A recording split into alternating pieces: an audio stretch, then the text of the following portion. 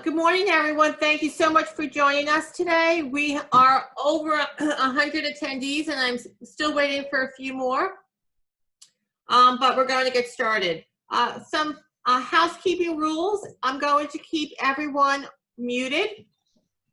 I recommend that if you're in your upper right-hand corner, you'll see it says speaker view, gallery view. It's probably better to view it in speaker view. So I recommend that. You can just click on that at the upper right-hand corner. We are going to keep the Q&A to the end. So if you want to go, and we're going to be utilizing the chat box.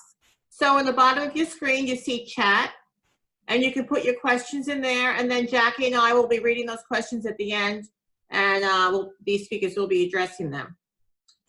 We are, today we have speaking Fran McGovern of McGovern Legal Services and Ben Basch, American Hi, everybody. Pool.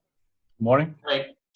And a few board members are joining us today. I'm not sure if they're on yet. Ben is a board member. Fran is a previous board member. Thank you both. And then also today, if they're already on, Charles Levine, board member, and Chris Nicosia. So thank you, board members. I'm going to turn it over to Tara. Tara is on the membership committee, and she just wants to speak for a second. Go ahead, Tara. Okay. Thank you, Angela. I'm Tara Baldwin. I'm from Wilkin and Gutton Plan, and I'm also a member of CAI's membership committee. I just wanted to give a quick plug for membership.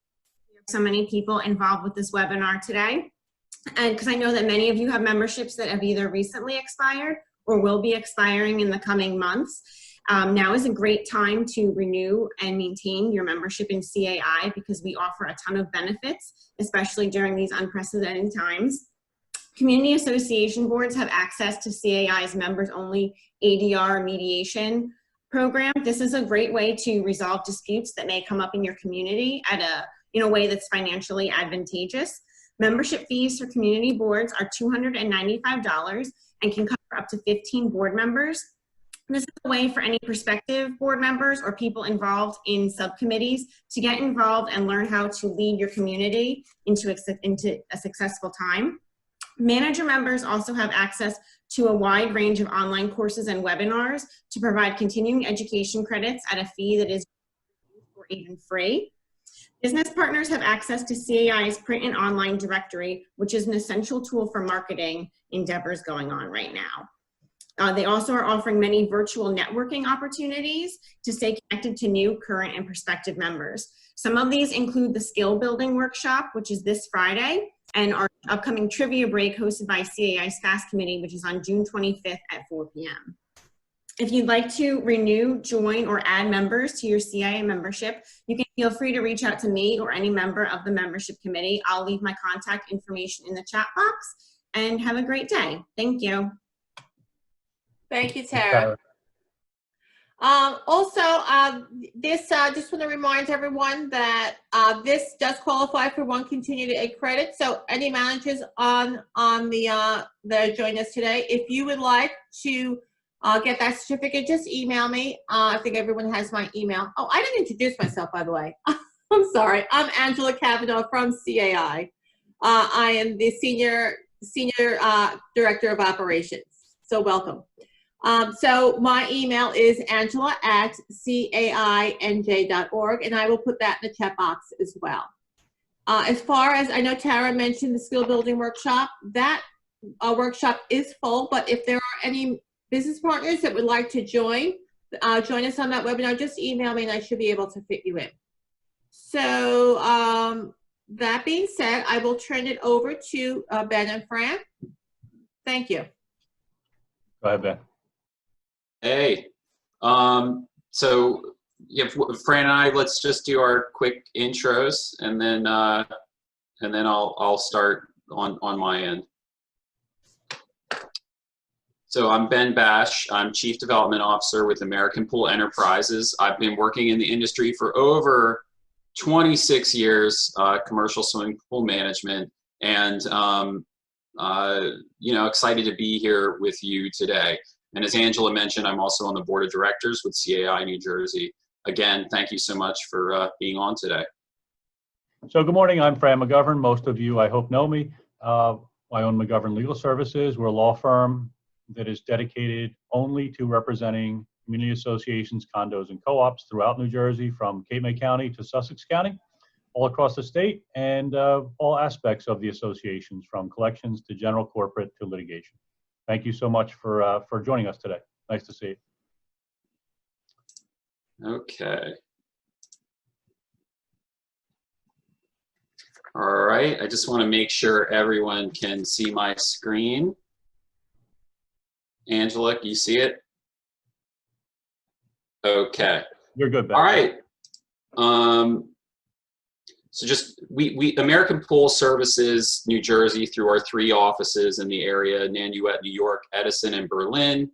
If you want to know more, you can always check us out at americanpool.com.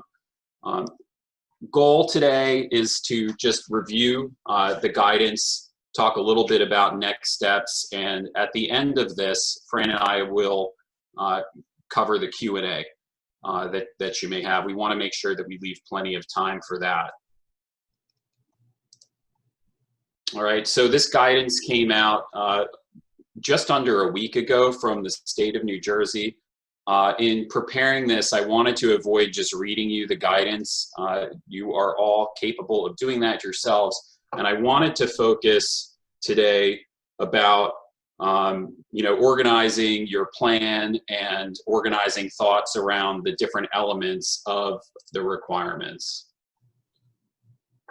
So as you hopefully know by now, COVID-19 is a person-to-person disease. It is not a person-to-pool-to-person disease, right? The outdoor pool area benefits from, complete ventilation and certainly UV light. The CDC has been talking about, and the various health departments have been talking about the need for getting back outdoors and having that outdoor recreation available to all of us. Lifeguards, the lifeguard position is a relatively low contact position, and even more so with some of the new training and new PPE that we have for the lifeguards. The normal pool sanitation inactivates the COVID-19 virus. Most of our condos and HOAs are relatively low velocity facilities. These are not the same as a big swim club or a municipal pool, and tend to be in a lot of ways a little bit easier to navigate the new requirements and the current situation. So these are all the reasons that we felt at American Pool that our pools would open this season. Even throughout the spring, we always had confidence, and a lot of it had to do with the comments that I made just now, because the pool is not the real challenge, it's everything around it. So all the guidelines, all the requirements are based around everything but the pool. All right. So just a quick orienting ourselves on where we are today. Right now, we are here. We're actually sitting right there. See the little happy guy. When the guidance came out, okay, so pools got approved for use. And right now we're dealing with getting compliant so we can actually open for use, all right? So hopefully you guys have already prepared your pools, you've been maintaining them. Those that have are in the best position to get to opening their pools in the shortest amount of time, because you're already up and running, you're, the pool's been maintained, you don't have to do all those initial steps. At this point, we're really just focused on these additional compliance options. So June 10th, the state put out their guidance for swimming pool operation this season. And they said that as of June 22nd, compliant swimming pools would be allowed to open for use, okay? But then there's what we like to talk about as a target opening date, all right? The reality is, given the amount of new requirements, not to mention some of the training challenges from the lifeguards being, the lifeguard courses, the poolside lifeguard courses being kind of on ice for the last 3 months. It's just not realistic to get, most community pools open by June 22nd. So that's nice to have that date there, but it's not really relevant because you shouldn't be opening until such time as you can be fully compliant. And so that's why we talk about a target opening date. In the pre-COVID pool season, all these requirements existed. Aquatic facility plan, the electrical bonding and grounding, pre-opening checklist, the health department inspections, the laboratory tests, just making sure the pools are ready to go. All those things are still in play right now. Nothing went away. We still have to accomplish all those things. So again, hopefully your pool is already up and running and you've dealt with a lot of the initial aspects of preparing for the season. So now this season, we've got all that stuff plus these things. There's additional signage, there's additional training, there's additional documentation, roles and responsibilities for staff, new PPE, and a heck of a lot of planning. So opening the season is a greater challenge than it has been any other season that I've experienced. And any season is tough getting off the ground. This season's a little bit tougher. All right. So again, that's why we really don't feel that June 22nd date is so realistic to be able to get all these things done by. All right. So all the new requirements, all the things that came out in the state guidance, they have to live somewhere. Okay. So what they brought in with the guidance was the COVID-19 Pool Operation Prevention Plan. And I'm not going to call it that anymore. I'm going to call it the CPOP because that's a lot easier to say. And I realize I left off a P. All right. But poor planning on my part, I left the P off. But CPOP is short for the COVID-19 Pool Operation and Prevention Plan. All your planning for this season, all that new guidance, all your plans have to live somewhere. So we actually have to submit this plan to the health authority before opening. We can't open our facilities and figure it out. We've got to have these plans in place prior to and before we get approval. So the way we like to organize our information internally and also as we're talking with clients is recognizing the fact that all of the compliance items, all the new requirements are essentially going to fall into 4 main categories. It's either going to be a prevention, a cleaning and disinfection, about physical distance and maintaining physical distance, or protections for staff. Really anything that the states put into the guidance is going to fall into one of those 4 categories. And by organizing it that way, we find it a lot easier to digest the guidance and provide support to our customers. So the preventative measures are all centered around education, all right? So as the new requirements in the guidance relate to pool usage, the community really needs to incorporate those changes as it relates to the bathers into their pool rules.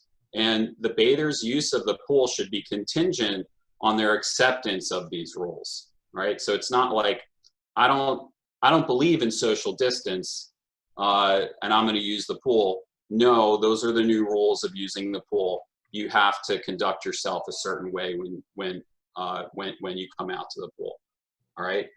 There's specific signage, and that's an education piece for residents as they enter the pool. And there is specific signage that needs to be there this season. And it's all directly, for the most part, directly from the CDC website, okay? There's one additional sign that they're requiring in New Jersey that says no swimming with a mask. that is required by the state. But the other pieces are all directly off of the CDC website.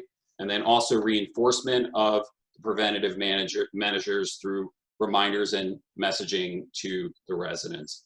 So these are just some examples of the preventative signage that needs to be available around the pool. So it would be things like, do not use the facility if you are having these symptoms, or proper hand washing in the bathroom area. You've seen these things around in the community already, but they need to also be present at the pool. And the specific list is in the guidance.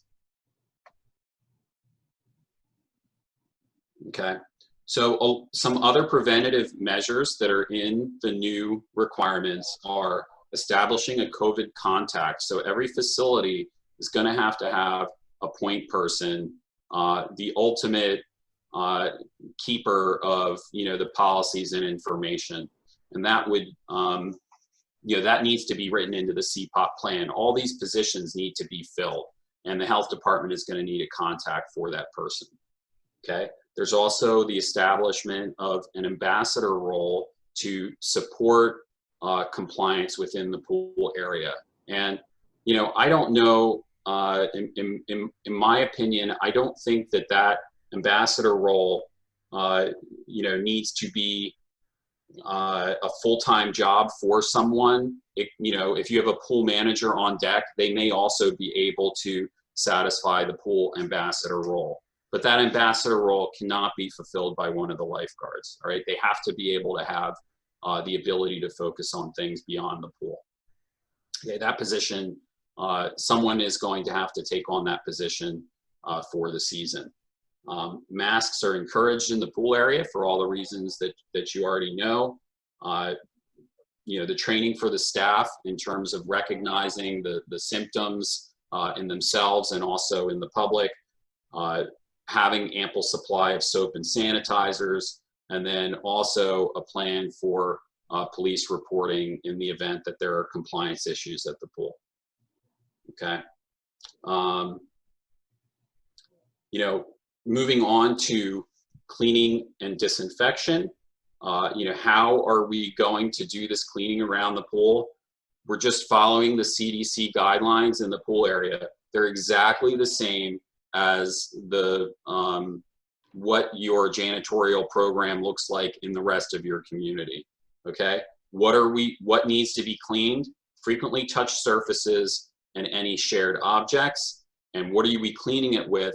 It has to be an EPA approved product for COVID-19.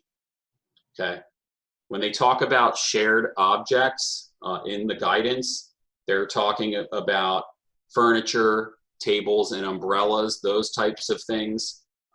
These items need to be cleaned between each use. Okay, so if it's a different party or different individuals that are not in the same party, furniture would have to be cleaned between each use. Okay, we really want to try to avoid in the pool area any kind of shared objects, toys, floats, because it just is not practical to clean everything in between every use. It's impossible to track. So, no garbage can full of noodles, grab one, have one, put it back. That's not happening this season. So the fewer shared objects you have in the pool area, the fewer responsibilities to do that cleaning between use. Okay. Now, frequently touched surfaces would be things like bathrooms, railings, gates, and doorknobs. We talked a little bit about, avoiding the shared toys and floats, and also fitness equipment, life jackets like that. But, these areas, bathrooms, railings, and doorknobs, they do need to be cleaned several times a day. So plan on expanding your scheduled janitorial services to these areas, and your plan for cleaning and disinfection needs to be incorporated into the CPOP. I got the second P on that one. And, on the pool side, we really do have to increase our focus on pool water sanitation and filtration, okay? Because we still have to sanitize the water and make sure that's kept up. social distance, part of the CPOP and following new guidance means establishing a new maximum capacity for your facility. All right. Talked again about the ambassador role, but that's someone that will help, you know, manage the maintenance of physical distance within the facility. You're going to have to look at coming and going from the facility and what that looks like this season. It's not going to be as liberal as it had been in the past. All right, so we need to maintain that 6-foot distance between individuals and also households, you know, because you have groups of people within the same household that are arriving together, they stay together, they swim together, but you know, they're their own group. Their group can be less than 6 feet among them, but between other groups or under other individuals, that 6 feet needs to be maintained. No different than other parts of society that we are experiencing currently. Restroom capacity.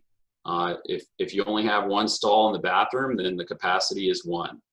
If you have you know, multiple stalls, you may want to close off one of the stalls in between to help support the social distance, or if it's a line of urinals, maybe you want to go every other urinal. You don't want to have a situation where there's crowding within the bathroom. So you do need to establish a maximum capacity for the bathrooms, and that should be posted outside, okay? Reducing the pool capacity makes social distance more practical. That's the whole point of making sure that the number of people in the pool area at any given time doesn't exceed the new maximum. The state has said that you have to reduce the overall capacity by at least 50% of your normal capacity. All right. Then they also give a separate max bather capacity, and that's defined as 28 square foot per person. Your target operating capacity should be below the guidance. You don't want to operate right at the guidance level, because if you know, if somebody turns their head or something happens and you end up with an extra few people in the area, you're not going to be compliant. So we really are recommending that you know, you establish the new max and then set a target that gives you some space between what you're operating at and what ultimately the maximum level is to help protect, you know, protect the property from losing compliance in that way. Okay, so we need to give ourselves a little extra room. Okay, so in terms of managing capacity, we're going to have documentation and maintaining a sign-in sheet. Whatever your method that you decide on for managing capacity, it does need to be, of course, non-discriminatory. And just a few examples of plans to manage capacity would be reservation system, establishing time limits or A and B days. Every community is going to have a little different thing that can work for them depending on the size of their community, the size of their facility, and the amount of resources that you have. In terms of reservations, I know we're working with a company to provide some, you know, an app to some of our clients if that's something that they want to pursue. But there are a number of different reservation systems out there that might be helpful. Okay, and also in managing social distance, you're going to have some type of furniture plan. Some properties may decide to eliminate furniture altogether. That's the simplest thing. No pool furniture, there's no cleaning necessary. Might help manage capacity. People come to the pool, they enjoy the pool, and they leave. But if you're going to have furniture, I just wanted to show you an example of what taping off the furniture might look like so that you can define the space for different groups of furniture. Each one of those boxes is 6 feet apart, and it's designed for one family unit or a group that's arriving together. That's not like, you know, different people from different households enjoying that. And a lot of that also is going to have to be covered in your pool rules and communicated properly. Okay. If you do have a bring your own furniture policy, you're going to want to mark out similarly within the area and say, look, you know, this is where you have to place your furniture. Everybody gets their own little box. Okay. We don't want people moving chairs for obvious reasons. Management of lines and queues. There should be additional signage in the pool area. I liked this one. Keep one cow apart. It's got to have fun a little bit. I looked for one, and, you know, maybe keep one dolphin apart for the pool area, but we'll start with a cow. But just, you know, to encourage and remind people to maintain their social distance within the pool area. You've seen these things if you've been going to, you know, Lowe's or any of the hardware stores where they, you know, where there's a line queue, they're going to put these markers to encourage the social distance. All right, ambassador roles, we talked about. Lifeguards cannot be tasked with maintaining social distance. They have their own responsibilities in terms of, you know, keeping the pool safe and preventing accidents. Adding this on top would be a huge distraction. So the state is very clear that is not to be assigned to the lifeguard team. Finally, protections for staff. We've got to make sure that there's ample supplies for disinfection within the pool area.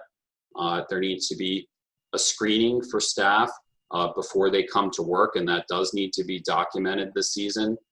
PPE appropriate for their position, and very clear roles and responsibilities within the aquatic supervision plan and the CPOP, so that there is nothing missed and that everything is covered. And it's not, oh, I thought you were going to do that. No, I thought you were going to do that. And then it doesn't get done.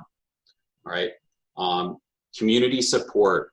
You know, we don't want to be out at the pools arguing with residents and managers and boards. We really need your support to make this work. This situation is unprecedented.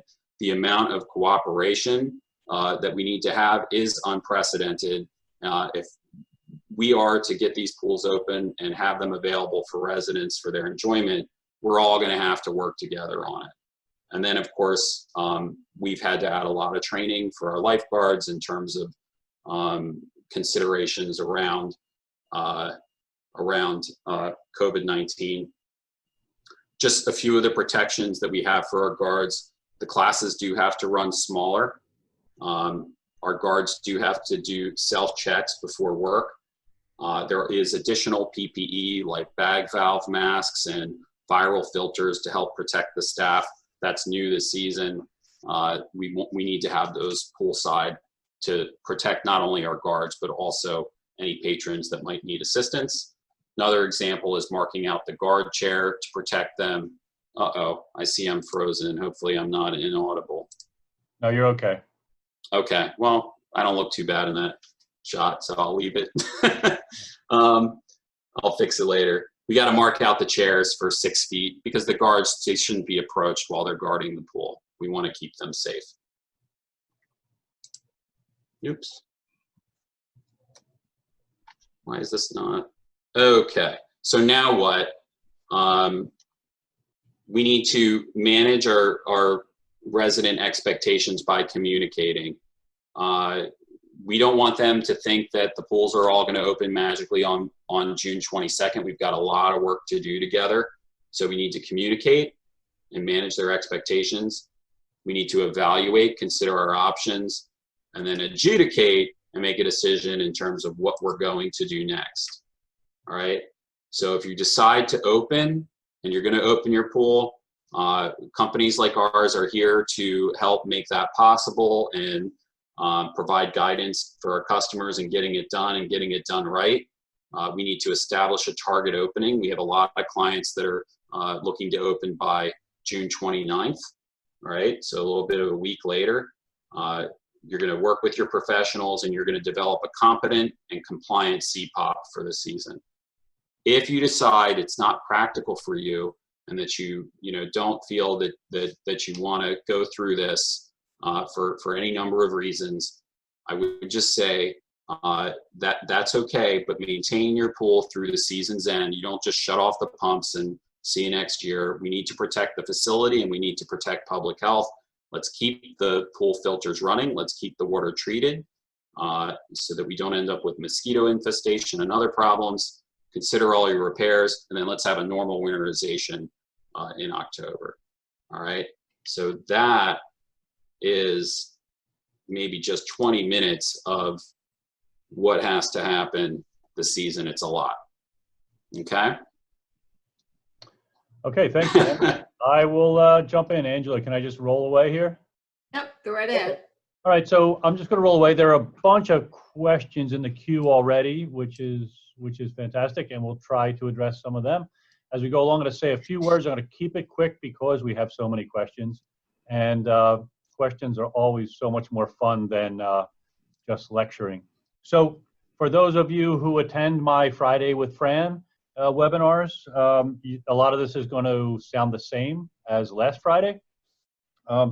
So what's happening? What are we seeing in the world? I'm just telling you what we're seeing so far. So we represent, I would say, in excess of 400 associations. And since the governor's order allowing pools to open, I think we have 3 pools attempting to open.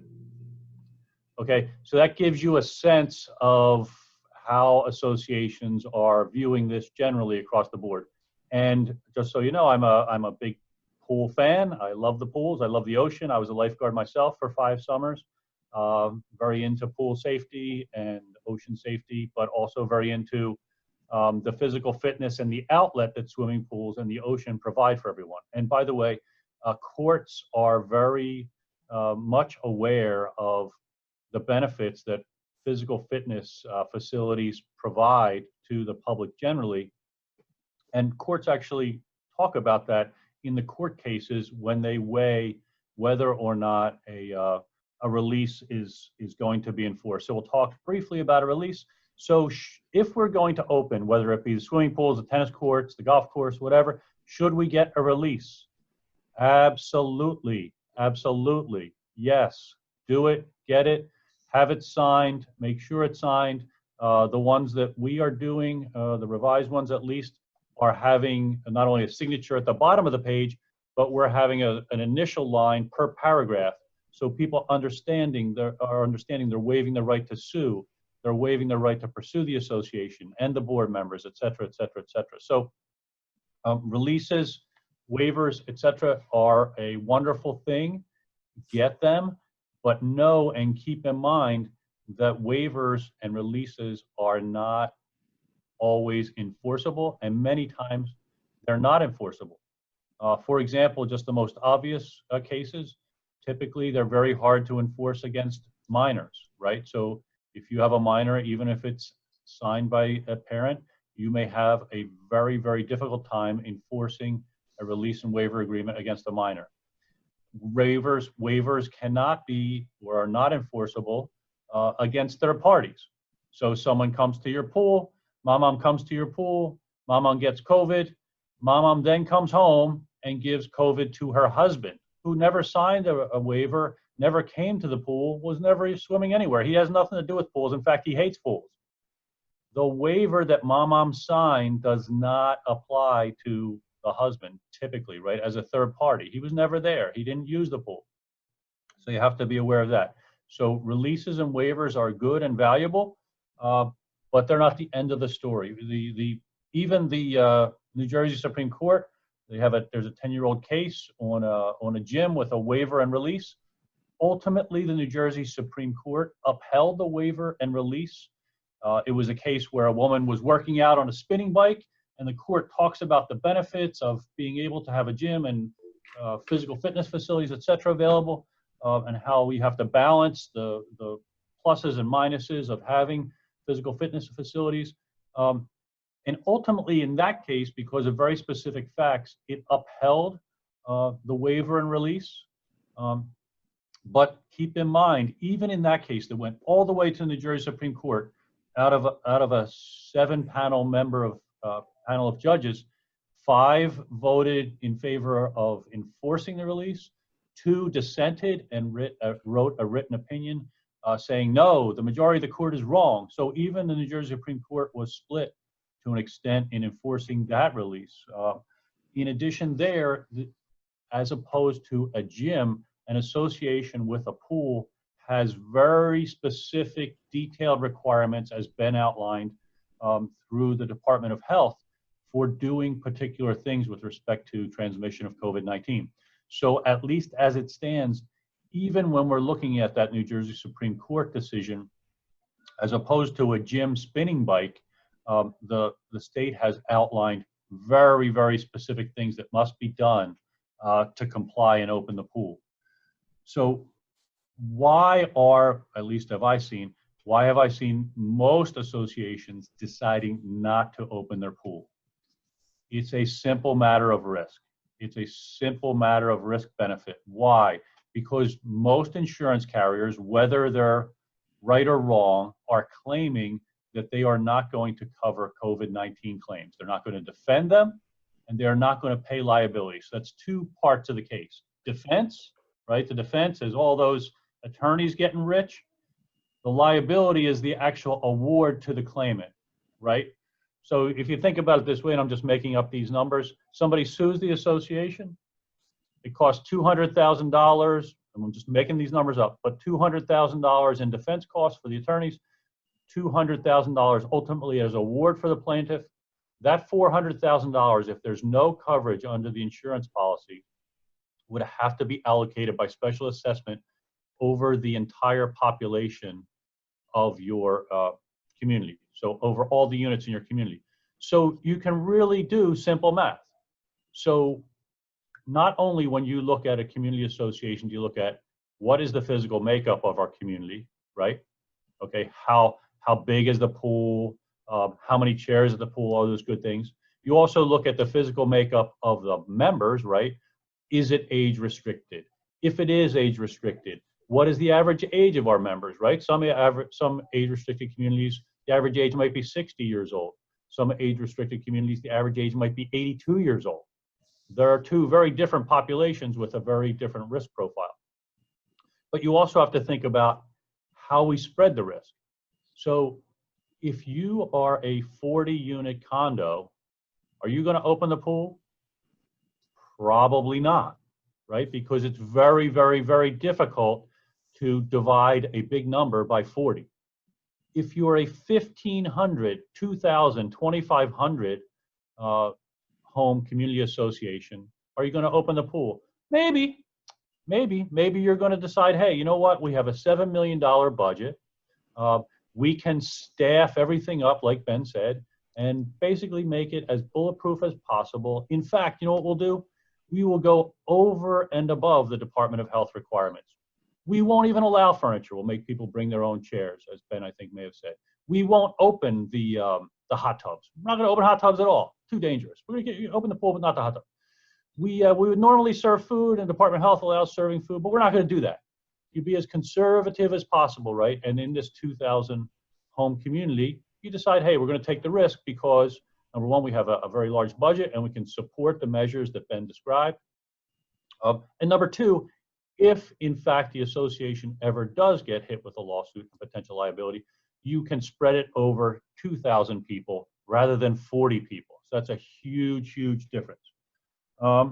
Some other things, and I don't want to take up too much time, we're at 11:45 almost now, before the question. Some other things people are talking about. What about if we are the large community, like Ben said, and you're going to work with Ben or a different vendor and say, hey, you know what, we're going to do it. We're going to take our shot. We're going to do it the right way. We're going to do it 100% kosher. Let's work together as a team and do it. What should you be thinking about? I like to think about soft openings. I love soft openings in the supermarket business. It could be a dark opening or soft opening where you actually open the pool, right? And the employees that are there, the staff is there, the binders are there, the sign-in, everything's there, and you operate the pool just as though people are coming in, right? That way, if you do a soft opening for a week with no members coming in, but you pretend that you're actually running the pool with guests, and there are some places, like in the supermarket business, where they actually have pretend shoppers, so they work out the bugs in the system, right? So they know, hey, wait a second, we need to do this. We thought this would work, but it didn't work. We thought that would work, and it did work, and that's great. This person who is checking we thought was going to be good, but she's not. Or this person we thought was going to be great and he is not. So soft openings will sometimes, be a proof of concept, right? So you're going to open, you do a soft opening for the week, like, awesome, it works, great. It also may be a proof that the concept doesn't work. So you do a soft opening with no actual customers, you go through the motions, you go, wait a second. In reality, this just doesn't work. Even though we were going to go down the road of opening, fantastic. After a week, we looked at it with the soft opening. It doesn't work. Board's going to have to go back to the drawing board and either modify the plan or vote to close. The other thing is, like I said, you can do heightened restrictions over and above the health department, which I'm very much in favor of. Ben may have mentioned this, phasing in, right? So even though 50% capacity is allowed, maybe you want to do 5% capacity on day 1, 10% capacity on day 2, 15 capacity on day 3. That way, you're not going crazy on day 1 and saying, hey, 50% capacity, everyone rush into the pool. No, you just go very, very gradually. And that's a modification on the soft opening where that you can at least sit there and watch your procedure and see if it works. And if it doesn't work, you can either tweak it or you shut down the facility. All of this from the legal side is risk management. What if you find out your procedures, even though you've done the best and you have the best vendor, you're working, like I said, working with American Pool, you're working with your managers, you're working with everybody, and you just find that it doesn't work? You must shut down. What about if we find, even though in spite of all those wonderful protections, somebody comes in, you go, oh golly, somebody actually got COVID. Somebody reported COVID at the pool. She was at the pool yesterday, she got COVID. My advice, shut it down. Shut it down. And Ben can speak to this, he doesn't have to right now. But even if you were to find that, under the regs, there are reporting requirements for the Department of Health if you find somebody with COVID. Some other ideas that have come up. We were talking about on Friday, and this has nothing to do with American Pool, but is there a vendor out there who would be interested in doing a model operation so that perhaps one vendor, maybe American Pool or somebody else, opens a pool, runs a pool, films a pool, videos a pool, invites guests to a pool operating under the health department's paradigm. That may be a big marketing opportunity, or it may be an opportunity to say, hey, you know what? It doesn't make sense to open your pool, right? So that's another issue. The one thing that people are forgetting, what's going out the window in a lot of this, is remember that the DCA regs, and even before the DCA regs, decisions were to be made at open board meetings, right? And that's Zoom or not Zoom or in person or what have you. But what more often than not is happening right now is the board president decided to close the pool. Okay, that's not a board decision. Okay, the board should be making its decision to either open the pool or to close the pool and not admit people at an open board meeting on notice to the residents based on evidence. So what do you mean evidence? The evidence would be, hey, we talked to our insurance carrier and she showed us the provisions in the policy, the insurance policy, that shows there's no coverage. We spoke to our legal counsel and he said, the risk of distributing a loss over your community is real and we recommend against opening. We spoke to our management company and they think the cost associated with the additional requirements are just too high. You can't swing it in your budget. So that's evidence. And then you would say, based on all that, I make a motion to not open the pool. Second, all in favor, yes, based on the following issues in the minutes. We talked about releases. We talked about the math of the insurance not being covered.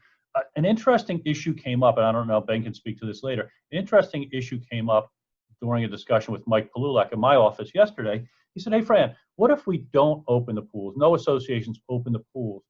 Do you think it would be a good idea, especially for all these children suffering with being in their homes and units for the past, 3-4 months, to modify, liberalize the association's rules and regulations to allow a specified blow-up pool in the backyard area or within the privacy fence that had to be drained every night? And I said, you know what, maybe that's something to think about. I mean, it is an additional liability risk, yes, but it also is something of a valve, if you will, for the children. The scary part about that is people can drown, children especially, can drown in an inch of water. So you have to be very careful about that as well. It is 11:49, so I'm going to stop there. And I think Angela or Jackie, we're going to start reviewing the questions. Thanks, Fran. I think what we're going to do, I just, during your presentation, was text a little bit with Angela. Some of the questions got answered in the presentation, so why don't you and I just alternate on questions? That sounds So great. I'll go first, and so I have a question from Cheryl. Who is to present the plan, the pool operator or the association or both? Okay.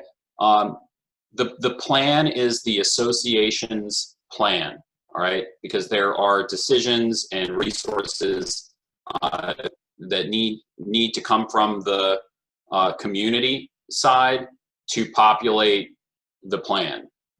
That said, I can only speak to what we're doing as a company. We are helping our clients put the CPOP plan together, and then we do have to submit that plan when we do our health inspection or in conjunction with that for approval. All right, so that's my answer on that one. Will the American Pool Lifeguards enforce COVID-19 rules and regulations? And if not, can you recommend who we can get to monitor our pool? I can answer that. The answer is no. American Pool Lifeguards are not going to enforce COVID-19 rules and regulations. Lifeguards are there for life safety in the pool. That's it. And even though that was always the case, that was highlighted further in the regs a couple years ago. The lifeguards are not in business to be badge checkers or COVID-19 rules and regulations enforcers. Who else can you get? You can get other people. I mean, American Pools may have people. I know I think Marion Security may be providing some bodies to do that. Some places are dealing with volunteers to do that. The person has to be trained, of course, to understand all these rules and regulations, and it has to be documented that she or he was trained. But for those of you, again, we spoke on Friday, back in the day when you had the local swim club, there was always the mom or the dad or both who were that person. Stop running on the pool deck, Kenny. No, get off her, Kenny. Stop it. That person, that's the person, right? That's the person that everyone dislikes, but that's the person that everyone needs right now. You stop it. You're moving too close. I'm going to have to call the police. And the reg says that. If you have people who are misbehaving, who are not abiding by the rules and regulations, you got to put the police on notice. But that's the body you need. Go ahead, Ben. Okay. Question about COVID signs. Are they available? We did put together a sign package for our customers just to, we literally took the signage from the CDC website and sent it to a printer to be made. And then the one additional sign for no swimming with a mask on, we also had to have made. But I think now, because those CDC guideline signs are so generic, you could probably find them online, but worst case, it's easy to get printed at your local sign printer or talk to your pool professionals. If you're one of our clients, we do have a package that's available for the pool area. Okay, the next question was, will your pool company supply? We already addressed that one. What about handrails into the pool, ladders, and the people use to get in and out of the pool? I think the regs speak to even not only cleaning those types of things, right, because they're high touch areas, and also dispersing use, right? So, for example, and Ben can correct me if I'm wrong, if you have a pool in the shallow end with two sides with two handrails, you should disperse people. And I've seen this in pools with my own kids. You can't have 20 kids all coming out the one corner, climbing all over themselves to get out of the pool. The ambassador should be dispersing them. No, you go the left side, you go the right side. It's that granular, I think.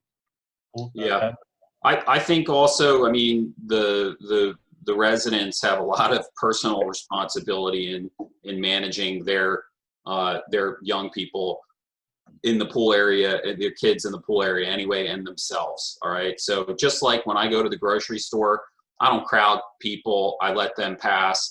We give them a little more space. It's the same courtesies that you would have in any public space.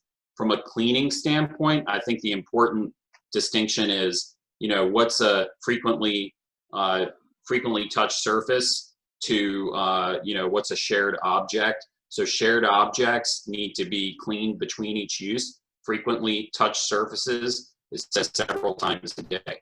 All right, so you don't have to clean the toilets after every use. That would be completely impossible. But shared objects like furniture would need to be cleaned between each party. All right, so rails I would call frequently touched surface. So that's kind of how we're looking at it. Okay, there was some that Chris addressed already, but I guess the next one that wasn't addressed, does anyone have an idea of finding an ambassador person we can utilize, or can we utilize our lifestyle director for this person? Ben can chime in, but I think you can use your lifestyle director if she or he is properly trained, right, under these regs. You document the training you do, and you make him or her do it. You see what I'm saying? So the lifestyle director can't be at the lifestyle director counter and also be doing the ambassador job. That's just impossible. He or she, if he's going to be the ambassador, has got to be out there on the pool deck, running around, making sure things are cool. It can't be like, oh, I'm here at the, the arranging bus tours at the desk in the front, and then once in a while I stick my head out the back door and look at the pool deck. That can't work. Yeah, I think it's going to come down to what the local health authority is going to accept in your plan. It may mean also modifying your operating hours, so then that becomes practical. So it could be a shorter pool day, or distributing the responsibilities of that individual so that they will have that ability. I could see, certainly anybody that is working on, within the community already could be assigned that task, but then they need to be available to do that task, and they need to be trained for it. Okay. Let's see, I guess it's my turn. Do we have to sanitize bathrooms after each use? Do you need a monitor? You need to monitor the capacity of the bathroom. I haven't seen anything that says the association shall sanitize the bathroom after each use. The regs do, though, say that all of the cleaning materials, et cetera, have to be available, and the signage, et cetera, as Ben mentioned, has to be in place advising people and directing people to sanitize after themselves. So as Ben said, people have to act reasonably, and if they don't act reasonably, you got to shut down the facility. Do you need to monitor the capacity of the bathroom? Yes. Yes, you do. That doesn't mean you have to have, like I said, at the old school discos, where the man sits in the men's room and the lady sits in the ladies' room and tries to sell you cologne. No, you don't need that. But what you do need to do is make sure there aren't 20 kids running into the bathroom doing stuff, or 20 adults running into the bathroom doing stuff. No, if there gets to be a crowding situation in the bathroom, the ambassador is going to have to straighten that out. Let's see here. Must we have bathrooms available? Yes, all the existing requirements remain. So you've got to have bathroom available while the pool is open, not only for patrons, but also for staff. I'll just read this one. Will the slide deck of the presentation be made available? That's a question for you, Ben, I guess. Yeah, somebody just reach out to me. I think I'm easy to reach. Just Angela, reach out to CAI or directly to me. I'll share with you. So the answer was yes on that one. So just reach out to Angela or Ben directly. This is another one for Ben. Does the water surface area include the deep end where people cannot stand? What is the non-COVID calculation to determine maximum bather load? Okay, so for yes, you include the deep end for maximum number of swimmers at a time. I don't feel comfortable with using that calculation solely for a decision, but it does kind of help set the limit. As I said, we would want to work beneath that limit, because people, when they go to use the pool, they're not going to disperse themselves with nice, neat 6-foot buffers between them and a grid all the way throughout the pool. But it is a data point that you can use to help set your max capacity for the season. In terms of the pre-COVID max capacity for the facility, just with some of the associations or some of the developments that I've been working with, they already had that capacity somewhere in their documents for the community. So they said, well, we have a max capacity for the pool area of, 200. Now we're down to 100. You don't have to operate at that. Like, you don't have to go right to the limit. You're still going to want to set beneath that. For your information, in Florida, they use one alligator apart. Okay. Nah. Right, there you go. Our pool operators doing the staff screening. So, right, so temperature checks have to be made of the staff. I don't know, Ben, are you doing the screening on the staff? It is on a case-by-case basis, depending on the overall setup is at the facility. But ultimately, we're responsible. We want to make sure that we have a way to screen our staff that's going to be showing up to work every day and documenting it. If there's other staff in the facility and we can incorporate and work with them, whether it's through the ambassador or a community manager, we can certainly do that. But we have also developed other methods and plans for taking care of it for the lifeguards. Okay, and who is providing the PPE? My experience has been the association is providing the PPE. Yeah, and that's for in large part because when we put together these contracts, none of this was in place. So we couldn't have we could not have priced this into our program for the year. Ashley says, who is screening the staff? We talked about that. Why do handrails not need to be cleaned after each individual use, whereas furniture and tables do need to be cleaned after each individual use? I would take away, like I said, the tables and chairs and furniture, just heightened level of protection. But I think the ambassador or the janitorial staff could clean the handrails as well. Yeah, I mean, again, we're all going to public spaces. If you're going to the supermarket, there is no perfect. There is an inherent risk of leaving your house and going out and doing stuff. All right. So, and a lot of, by touching the rail, you're not infected. By touching the rail and touching your face and licking your hand, then it's possible. So a lot of what happens, there's a lot of personal responsibility here. It's not practical to wipe down the rails in between each use, in between each patron. But what I will say that the rails have going for them is people that are coming out of the pool of sanitized, chlorinated water, and are touching the rail. They're touching the rail with chlorinated water. I have to, in terms of surfaces that I would like to be touching out there these days, I would go with that over many others. Yep. I'll take this one. Can the association deny access to a facility if the owner refuses to sign a release? My opinion is yes. This is a debatable opinion. My opinion is yes, because unlike normal association operations where someone could say, I'm not signing a release. I pay my association dues. I'm fully entitled to use the golf course. I'm not signing any release. In this situation, the release is being signed during a state of emergency. So that argument is really, hey, we are giving consideration, right, for signing the release because the association is agreeing to open up the amenity during the state of the emergency, and the association is not obligated to. You see what I'm saying? So the association is taking on a greater risk. I think taking on that greater risk is consideration for the demand for a release. I think that's a fair exchange, especially given the fact that the insurance carriers are claiming they're not going to defend. Go ahead, Ben. Okay. I'm just kind of scrolling through do you have an idea?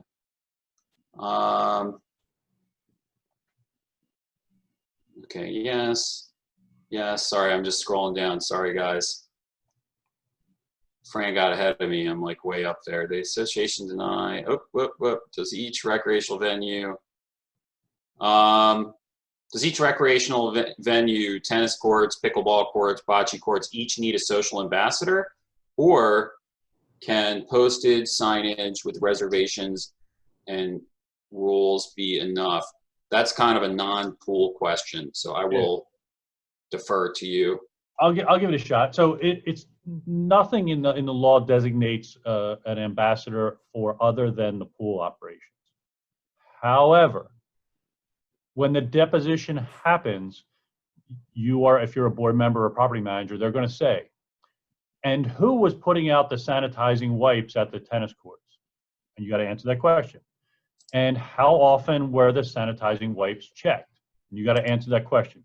So even though there may not be the name, the ambassador, somebody has to be responsible for administering those areas, whether it's a tennis court, a golf course, etc. So for example, in the golf course world, when they opened up the golf course, I had some clients who were like, cool, the golf course is open, we're going to do whatever we want. People, we know it's an honor system. No. You have to have a ranger and you have to have a starter to make sure people comply with the regs. Is that an ambassador? It might be an ambassador by another name. It's a golf course ranger and a starter. So somebody has to, regardless of the amenity, somebody from the association has to be making sure that the regulations are complied with. No swim goggles. Yes, swim goggles. You can have swim goggles at the pool. You just can't share them between individuals that are not in the same household. So bring your swim goggles if your pool is open and use them happily. I'm going to jump to another one, Fran, just the training. How do we get training for the ambassador and the cleaning people? You know, the training for cleaning is going to be exactly the same as any other space in your community where you're already having janitorial. It is all based on CDC. It is not, it does not have to be, you know, it's not hours and hours and hours. And what we did for our guards is we developed a training for them that, you know, we basically just took the CDC guidelines, made sure that, you know, we covered what they were expected to do and that they had a good awareness, what they were expected to do before work each day. And they're signing off that they received the training. It doesn't, I wouldn't overcomplicate it. If you're using a company to expand your janitorial, they should already have this training in place based on their work in other areas. Are we okay to keep going for the moment, Angela, or are we okay? I think, would you like to wrap it up? And I'm okay, or we can wrap it up, whatever you guys want to do. Ben? I could do a little more. Okay. I just want to make two comments while Ben is bringing up his last points. First of all, if you do anything, whether you open or you don't open, if you get a claim, report it to your carrier. Not even a claim. If you get a threat, report it to your carrier. Demand coverage. Do not accept denial of coverage or reservation of rights as the final word. Give all that material to your lawyer, and you may have a right to challenge the coverage denial. The other thing to think about is it may not be about liability, because a plaintiff has to prove the duty, breach, causation, and damage. Duty, breach, causation, damage, right? So what plaintiffs have a hard time proving is causation, right? So most of this is about attorney fees and